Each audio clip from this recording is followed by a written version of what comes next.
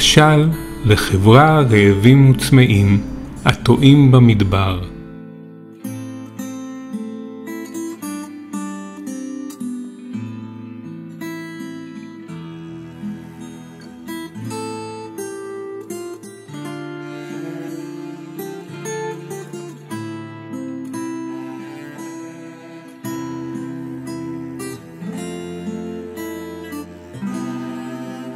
והנה אחד מהם מצא מקום ישוב בכל טוב. התחיל נזכר באחיו האומללים, אמנם כבר נעתק מהם הרבה, עד שלא ידע מקום הימצאם. מה עשה?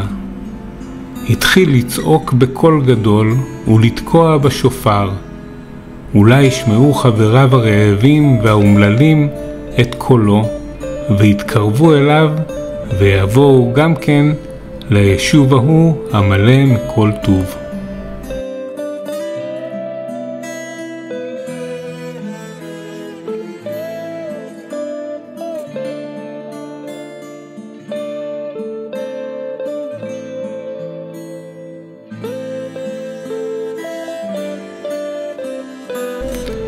כן הדבר שלפנינו, הנה טעינו במדבר הנורא יחד עם כל האנושות.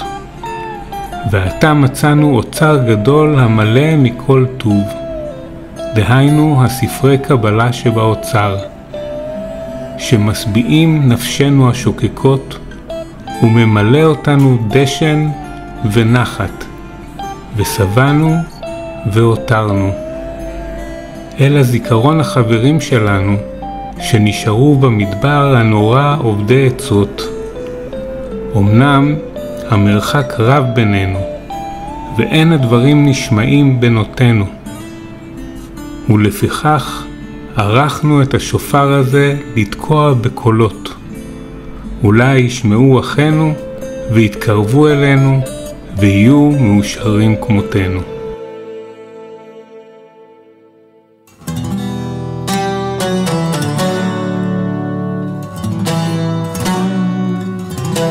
טעינו במדבר בין סלעי המריבה,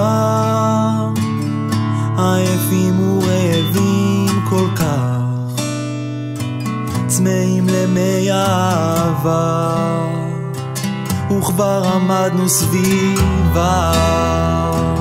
עברנו דרך ארוכה עד שמצאנו את האור, את האוצר, את גשר התקווה.